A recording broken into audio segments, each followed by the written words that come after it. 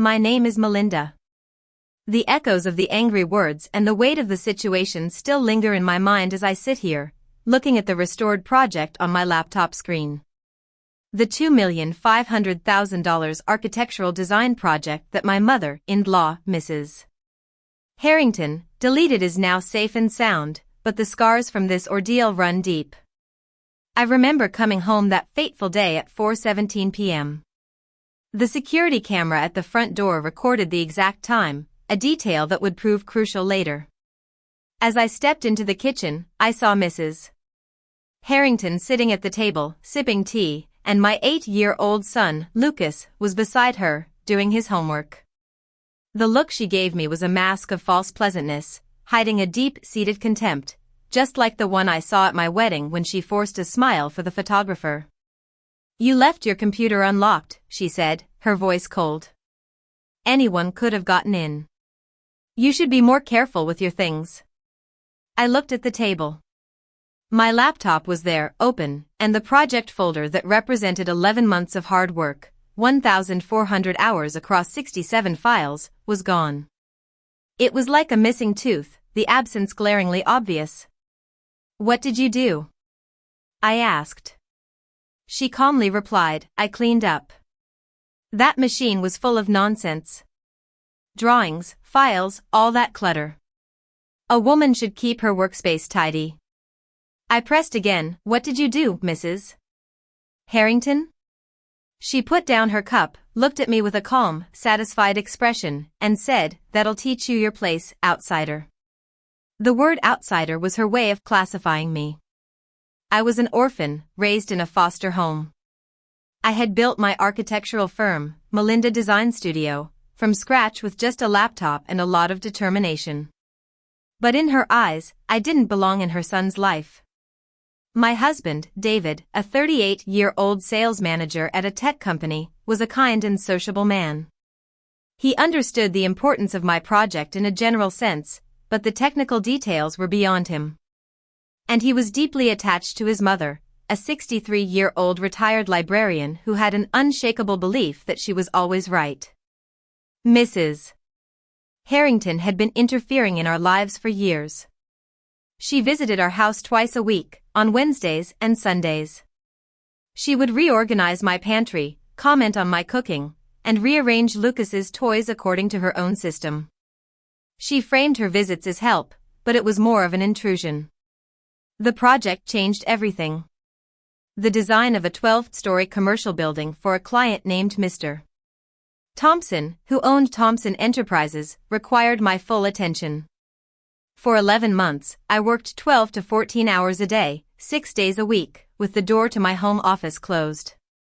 This closed door was an insult to Mrs. Harrington. It represented a space in her son's house that she couldn't control.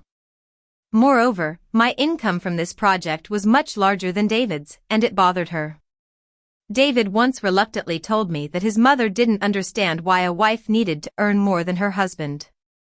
In her world, men were the breadwinners, and women should take care of the household. The deletion of my project was not a spur-of-the-moment act. She planned it meticulously. She got the password from Lucas by telling him she needed to fix something for me.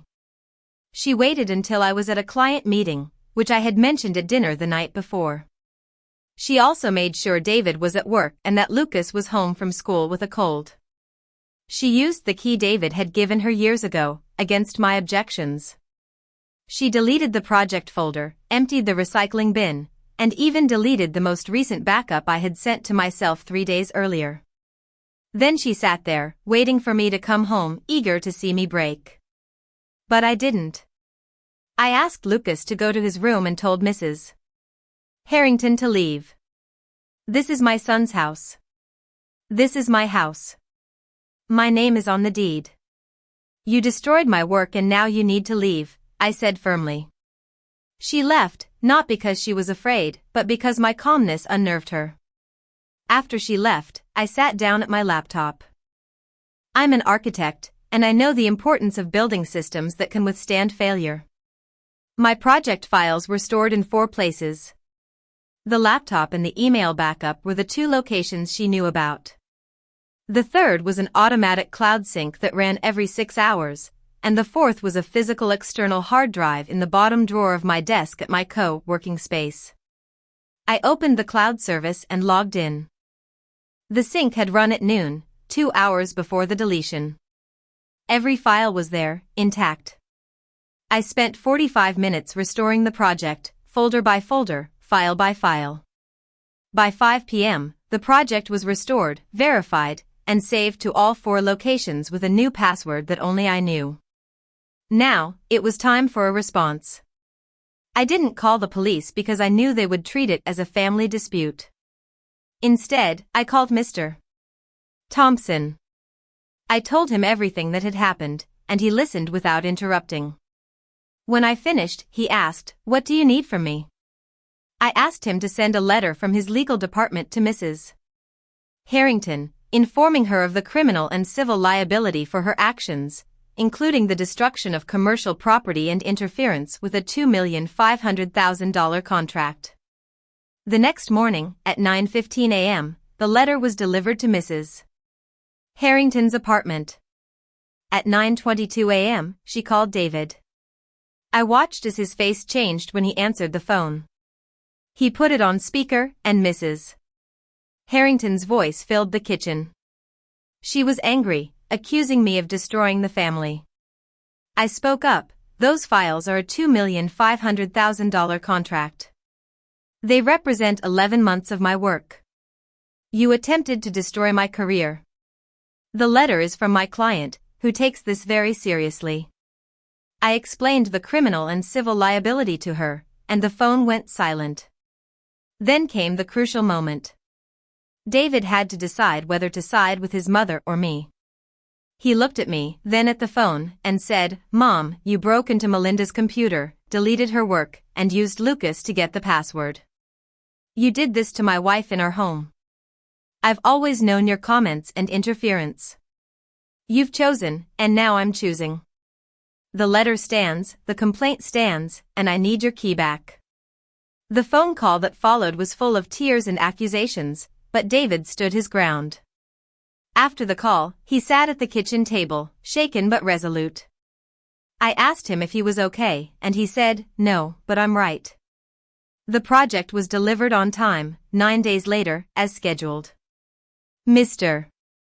Thompson reviewed the final files, approved the design, and signed the construction authorization. The building is now under construction, a testament to my hard work and the importance of having backup systems. Mrs. Harrington's attorney contacted me and proposed a resolution. She would sign a written acknowledgement of her actions, agree to a 3-year no-contact order, and pay a fine. She signed the document in her attorney's office, a defeated woman. David and I are still married. Our marriage has been tested, but it has survived. Lucas is doing well. He doesn't fully understand what happened, but we've explained to him that sometimes people we love make mistakes. And I've learned that being an outsider has made me stronger. I've built my own foundation, and no one can easily destroy it. I look at the construction site of the 12-story building from across the street sometimes. It's a beautiful structure, rising from the ground, a symbol of my ability to overcome challenges. I've built things that survive, and that's the most valuable skill I've ever learned.